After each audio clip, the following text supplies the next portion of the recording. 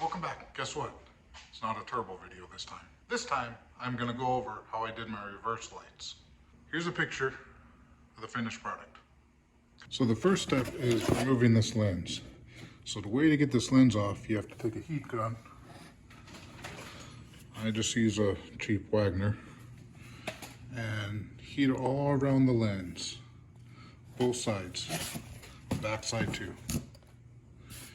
And you're gonna do that for a couple minutes, not to where you melt anything, but you gotta heat up that glue.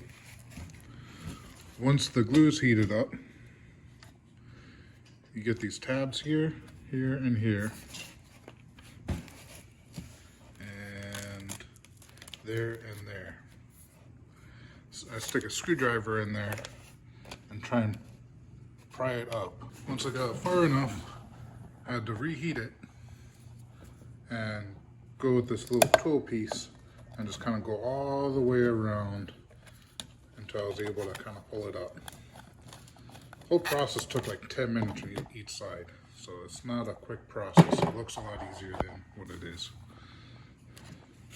So then you get all this crud, and so took a razor knife, scraped all this, and I took a Dremel and just kind of got the rest of it off on the edges just to make it clear. Then I got as much stuff that was in here off as possible. Once that was done, all I did was tape it, take the bulb off, tape that off from the back side, and tape all around here. I'll show a picture. Yep, there's your picture. And I just took a can of spray paint, $4 Rust-Oleum spray paint, just sprayed it in there. Did the same thing on both sides. So here's the finished product. There's still some glue stuff in there, but you shouldn't really be able to see much of it once it's on. The main thing is getting this side clear. That's going to be the most noticeable part once it's installed, because you're looking straight down on it. So here's my panel. So the only thing left to do at this point is, while I got these off, I'm going to polish them up, make them look new. Take some clear silicone and push it back into place. I'm not going to push all the way down, so I don't want it getting stuck.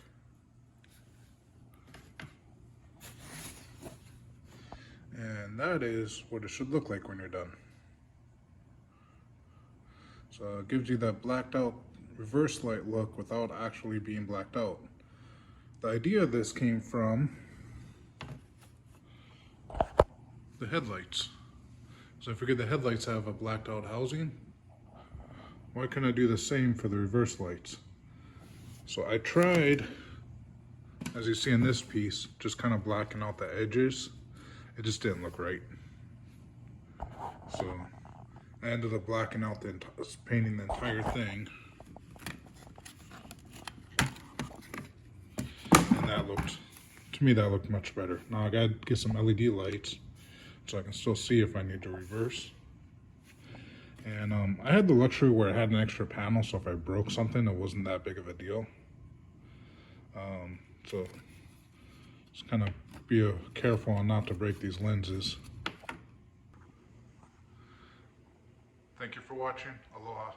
Peace out.